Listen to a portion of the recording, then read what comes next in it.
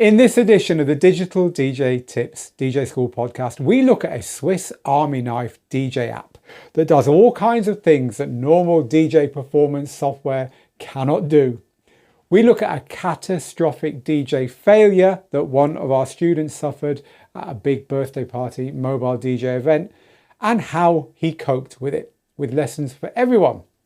And we talk about how you rescue an incomplete recording of a DJ set you've done so that you've got a complete version to share with the world down the line, along with many more of our reader questions, including some feedback from a 74-year-old DJ who's having fun with our new mixing course. Let it never be said that you're too old to DJ. As ever, it was a great, fun show. Thank you very much to our students, not only for being involved and asking all the questions, but also for making this happen because we are 100% student funded here at Digital DJ Tips. Let's get into it.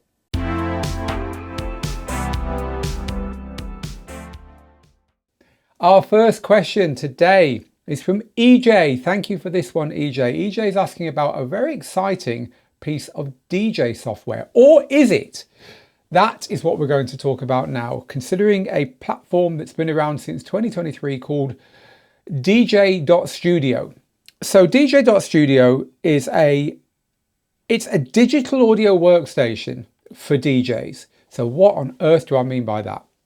Well, most DJ software is designed for you to perform with, right? Whether it's on your phone, whether it is a piece of software on a laptop or an iPad that you plug into a piece of hardware. The idea is that you perform your DJ set using the software. It has a library for your music. It has a virtual decks. In fact, there's a piece of DJ software called Virtual DJ. And it has the mixer functions, the effects, the looping, the cue points, all the stuff you get on Pro DJ gear. But it's all built into a piece of software, which means you can plug in a DJ controller and you can control it or just control it from the software. As I say, on a phone or an iPad or whatever. It does all the clever stuff in one software package. But DJ.Studio is one of only two packages I know that are dedicated to doing it in a different way. So let's talk about what the difference is. If you've ever tried to make music or watched someone who has or just got an interest in that area, you'll know that nowadays music is made in digital audio workstations, or DAWs, D-A-W. Excuse me. And a DAW is essentially a piece of software where you can not in real time assemble a production. So you might have a drum track that goes on for 5 minutes, which you will then drag in literally as a waveform and it'll be in your DAW. Then you might have some vocals that come in and drag those in and you can move them around and make them sound good and check the musical key and all that. And you will also be able to then listen back to that, change things forever. Take as long as you want to do whatever you want, which makes it very different from DJ software where it's designed to help you perform in real time.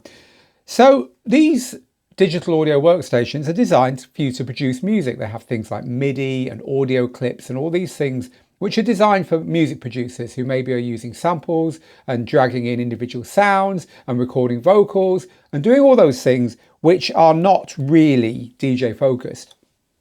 And so if a DJ wants to make a DJ set ahead of time, for whatever reason that they choose, that they think it's a good idea to do that, it could be a radio DJ trying to assemble a whole radio program and don't want to listen to every song.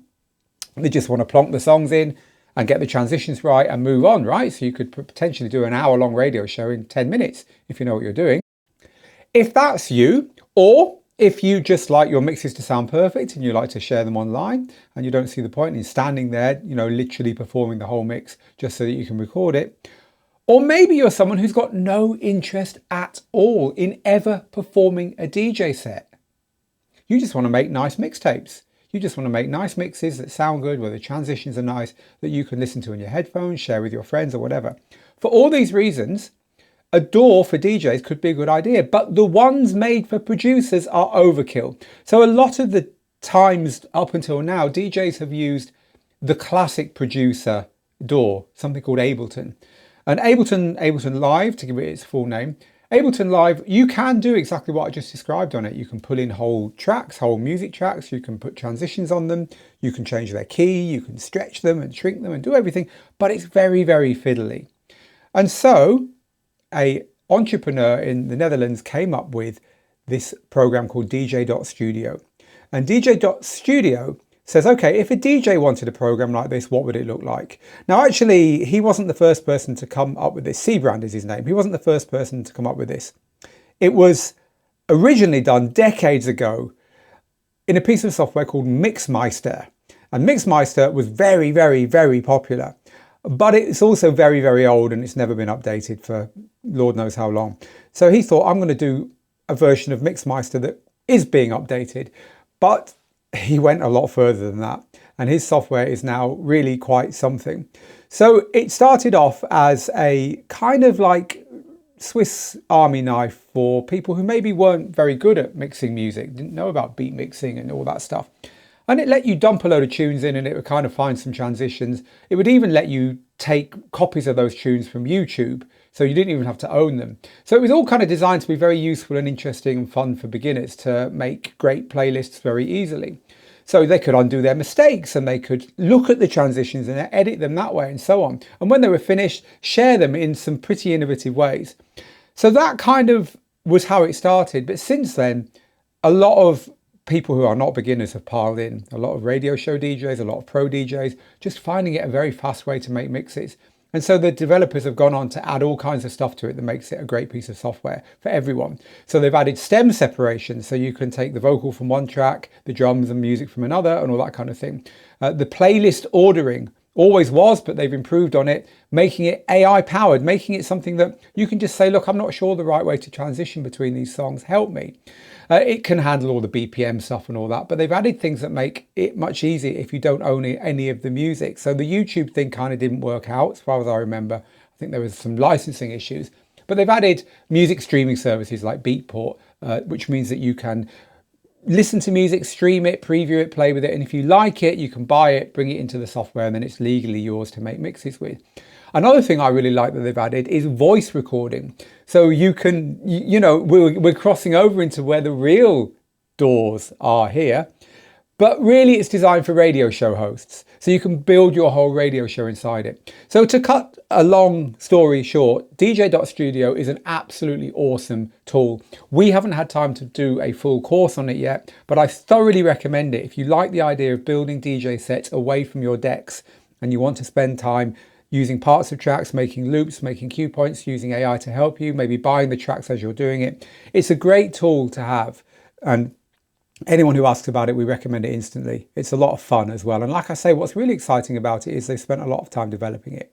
There is another tool out there, which I haven't heard an awful lot from recently, although I did speak to the developer maybe 3 or 4 months ago, and it's called Density.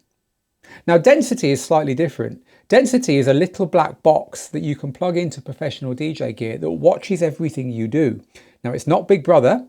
What it's doing is watching every fader, every knob turn on the mixer, because the mixers can all talk with MIDI signals to, well, little black boxes. And so your little black box records everything you do on your decks and on your mixer and so on with your music. And then when you're finished DJing, you plug the little black box into your laptop and it imports your whole DJ set and says, okay, I've got all the stuff you did. Now, where's your music? And you say, oh, there it is. And you point it to where you keep your music. And then it gets the music. So now it assembles in a similar kind of thing in a digital audio workstation. It assembles the whole DJ set that you just played. And from there, you can perfect it. So in other words, if you've played a DJ set, you played a 3-hour set, you've played all your latest tunes, everyone loved it, you played all your greatest hits, and you think, I've got this now to tweak, to improve, to tidy up. So if there are a couple of transitions that are a bit out, you can mix them. If the levels were a bit off, you can fix it because it remembered what you did on the controls. So all those controls can be, in theory, tweaked after the moment. And you can also, and this is another way that you can use it in a professional context. Let's say you played a DJ set in a club and you played a few songs you weren't allowed to play.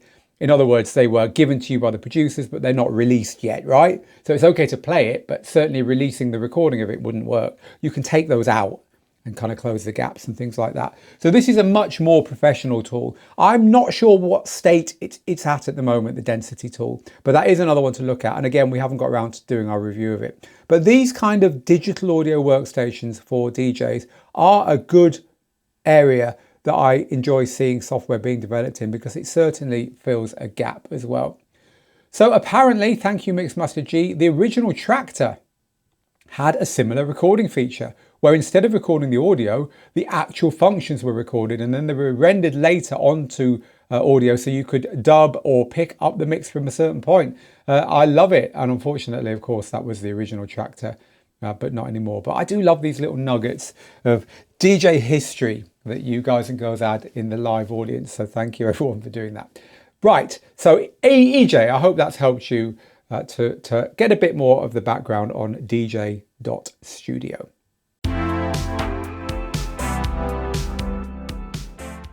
Our next question is from Rob. Now Rob says, my DJ system doesn't let me label the cue points that I mark on songs. For the non-DJs in our audience, cue points are the points where DJs place a marker onto nowadays it's a wave form, of course, a digital version of a song, at a point that is of importance to them. And the rest will become clear as we carry on. So Rob says, although I can add and label my cue points in my software, in other words, say what they are, first beat, intro, drop, outro, vocal, whatever, these things do not show when I'm performing. In other words, Rob's gear cannot show the labels. There's no way of pointing them out on the DJ gear. It's just buttons. So Rob says, do you have any suggestions on how to remember what the hell these cues are for to help me when I'm mixing? As I don't want to take a laptop or a paper and pen with me when I'm DJing. So thank you, Rob. And this is a question that comes up a lot. All right. So firstly, let's talk about why DJ cue points are useful.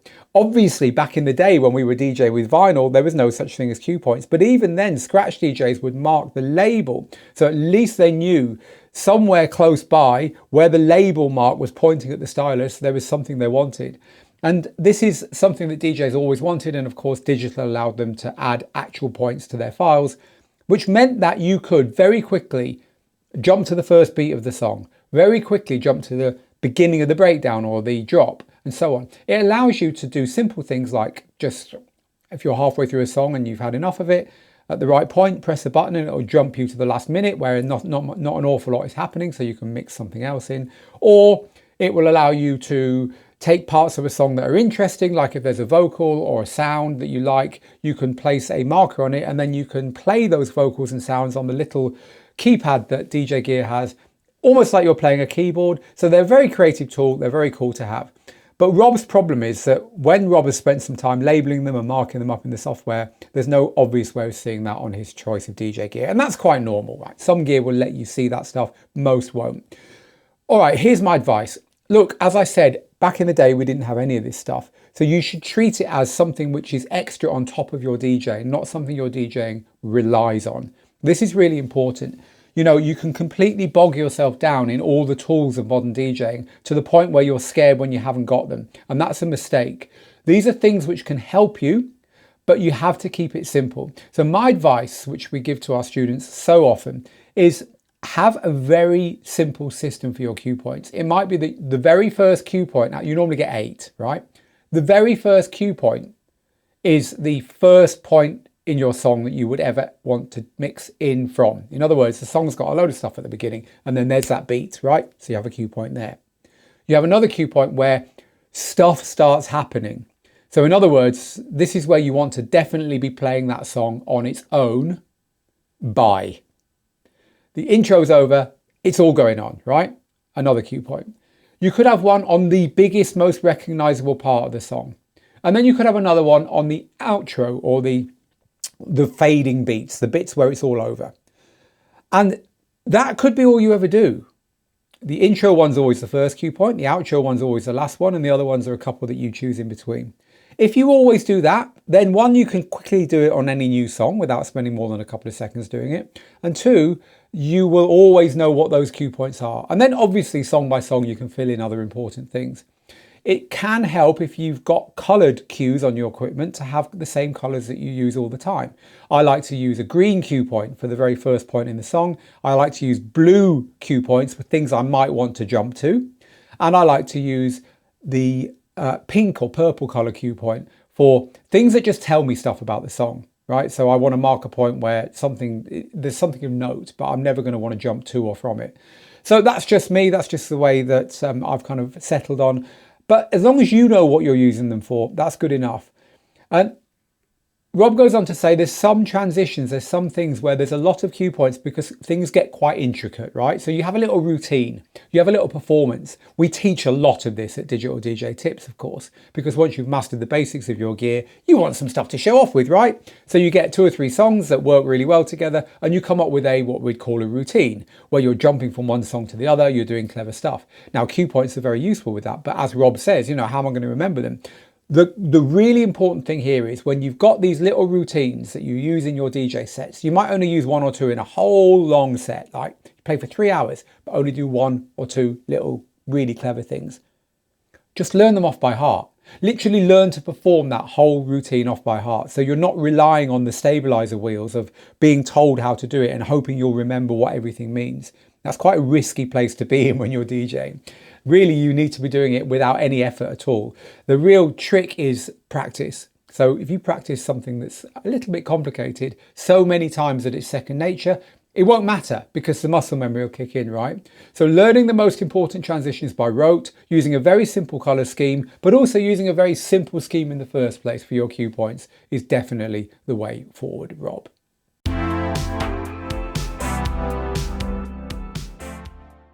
So Simon says, and that wasn't meant to be a pun, I've got a story for you and I love this story, so I'm going to read your story out to the world, Simon. This is really good. So this is what Simon had to share about pretty much a nightmare gig. Simon says this: one of my events I played at recently was a proper nightmare.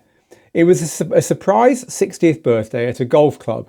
I set everything up as normal, switched on, and my DDJ 1000 controller was completely dead. Completely dead. I had no jog wheels, I had no faders, absolutely nothing was working. But the day before, it had all been working fine. Now, actually, we know why this probably was, Simon, but we'll get to that in a minute. So Simon says, here is where smart preparation saved me. I ran my controller through an external mixer. So even though the controller wasn't responding at all, the audio signal from my laptop was still passing through into this external mixer and into the speakers. That meant I had sound. And then in my software, I pulled up the mixer panel and I performed the whole gig with literally dragging and dropping tracks onto the decks in my software with my trackpad and pulling the fader across with the mouse. Wow. What really, really saved me, said Simon, was hot cue preparation. Funnily enough, here we go, Rob. Simon said he'd place cues at key points in every track, the hook, the first verse, the drop, and so on. So he could skip his intros and keep the energy going, even though basically he was just fading out and hitting play all the time. So Simon says, I got to the end of the night and I had loads of compliments. Nobody noticed. And this proves what we always say. Song selection matters more than technical mixing. It turned out, says Simon, to be a driver conflict. And also MIDI 2.0 on Windows computers has caused this as well recently for a lot of DJs. Anyway, as always, the solution was rolling back, deleting, reinstalling an earlier version that worked. It's not something you can do at a gig, of course, says Simon. Exactly. It is not something you would ever want to do while you're performing. So I'm sharing this story because there are takeaways here for all DJs. So let's share the 3 big ones in my view. So the first thing is always have a backup. So look, Simon ran the controller through an external mixer using its audio circuitry, but without having to need any of its actual controls. So this is always a way that you can get sound out of it, even if you have a problem with the controlling of it. He used this as a safety net that completely saved his gig, right? But you need to know that you've got it and you need to know how to get it working. The second takeaway, of course, if your tracks are prepared properly, then you'll find it easier to use them under challenging circumstances. Knowing your music, having your playlists planned, and knowing those basic cue points is really important. But a bit that I missed out, just to keep this a shorter story, the third, and I think just as important point here is don't only have a plan A and a plan B, have a plan C as well. Simon said that he also had Bluetooth from his phone to the mixer as an absolute last resort. You'd never want to use that, of course, but knowing it's there does take the edge off when things go wrong. So what if the laptop had now died? Because when you switch to plan B, you suddenly don't have a plan B, right? So a plan C, a real emergency plan, is really important. And your phone is your friend there. Having just some way of plugging your phone in and keeping the music playing is really important. It's a good story. I'm glad you shared it. Really glad the gig went well, Simon, and that you were professional enough to sort it out. And how wonderful that people really didn't notice and it all went off fine. Excellent story. Thanks for sharing that with us.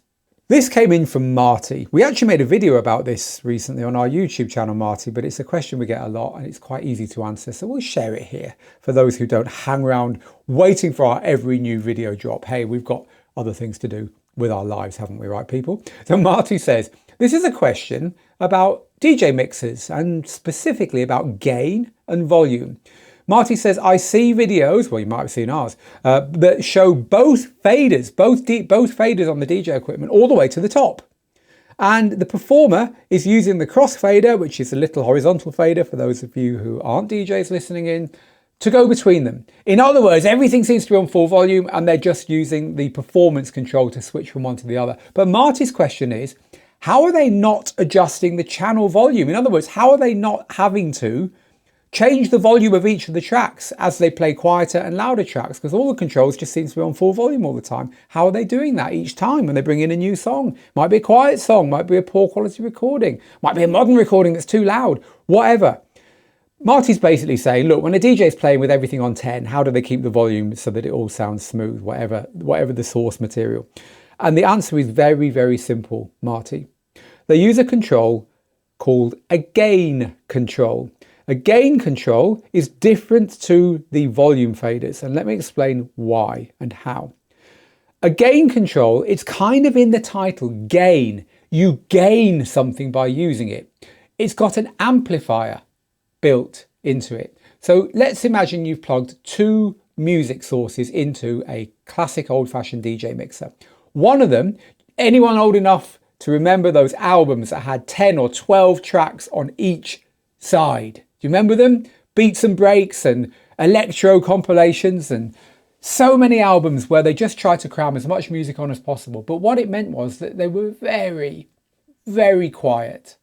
And if it's the only way you could get a real great song, then you'd have to live with it and you'd have to DJ with it, right? And so you had an album like that, playing a track, one of 10 tracks on one side of an album, playing on one deck. Now on the other deck, you had a really loud, well-pressed, proper punchy 12-inch single with just one big fat track on it that was basically 3 times the volume of the other one, right? So as Marty says, if everything's just on 10, surely the quiet track is going to sound a third of the volume of the other one. And yes, it is. But the gain controls at the very top of each mixer channel help you because they are booster controls. You can use those to turn up the quiet sources, and if you have to, turn down the loud ones a little bit, so that everything that's coming in is suddenly magically at the same volume. And the way you do that is by using the meters. That's what the meters that used to be old-fashioned meters with a needle on them, but nowadays, of course, are meters with LED bars. You turn up that gain control before the audience gets to hear the track, because it's only in your headphones. You turn it up so that that meter is showing you a really nice loud signal without it being distorted. And each time you put a new track on, you do that. It only takes half a second to do it. You get to a loud part of the track and you do that. And then when you're performing and you're throwing your faders up and down and you're just doing all that stuff that DJs do, you'd never have to worry about whether those tracks are going to be the same volume, because they are, because you took a second to get them right. Nowadays, DJs seem to have lost the art of using these controls.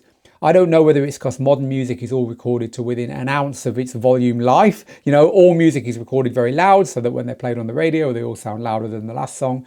Or whether it's because people get used to DJ software, which has got a kind of feature called auto gain, which will do this for you. I don't know, but people seem scared to use these controls now, but that's what those controls are there for. So that's how they do it, Marty, and that is how you should do it. Use the gain controls as part of the way you get everything coming into the mixer properly, and then use the faders for the creative stuff. The faders effectively take stuff away. They can never add extra that isn't there. So the gain controls are the way you get it nice and loud in the first place.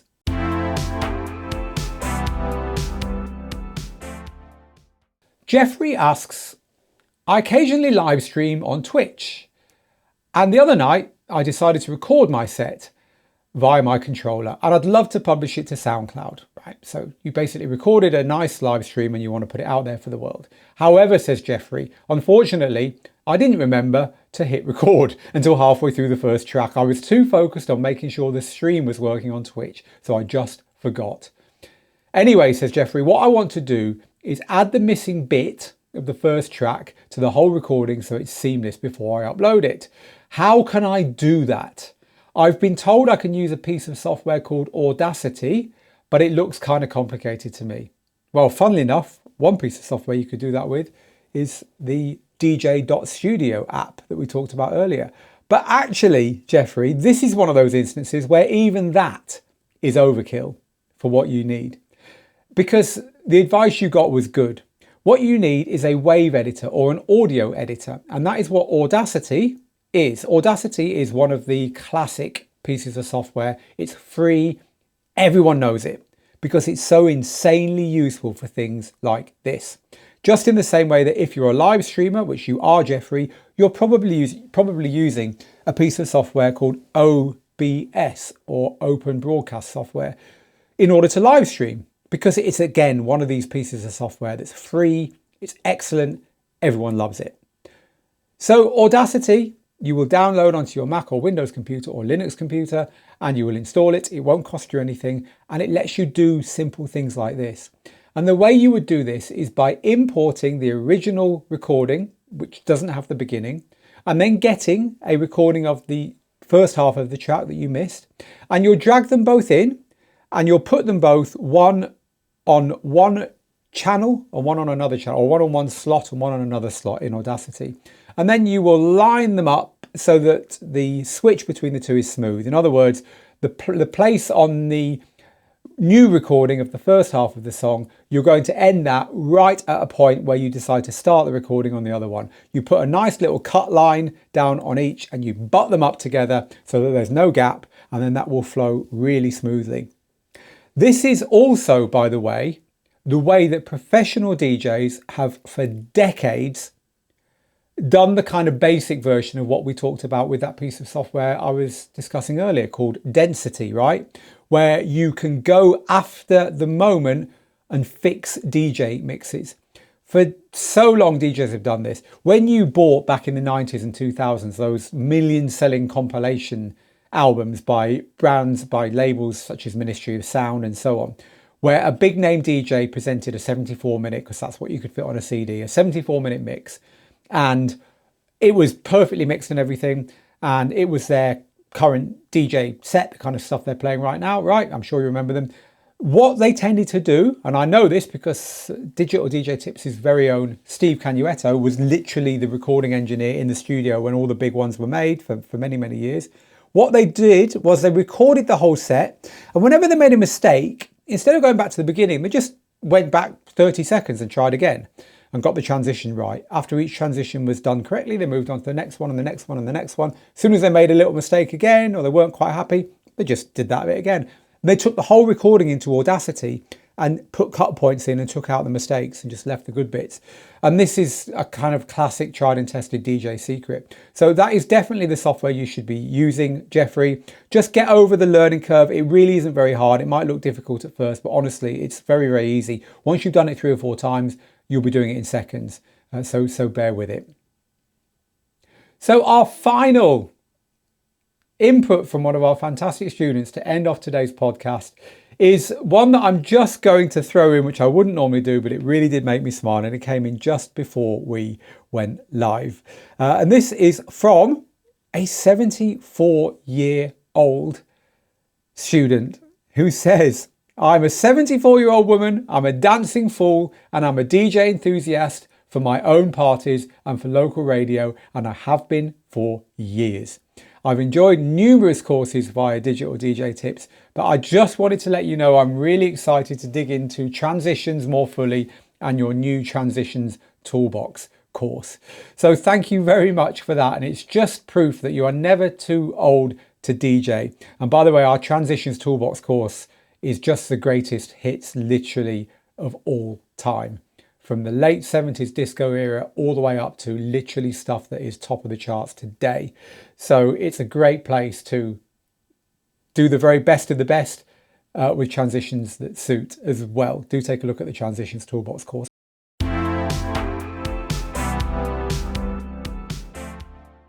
And that's sadly all we have time for today. Thank you so much for joining us. If you've enjoyed this, we do like those 5-star ratings and nice reviews on your podcast platform of choice. If you are listening to this, there is also a YouTube version that you can find. And if you're watching on YouTube, why not subscribe to the audio on your favourite podcast platform? Meanwhile, from me, Phil, though, here at Digital DJ Tips, it's just time to say, get good, get out there, make the moments, and we'll see you again on another podcast very soon. Bye for now.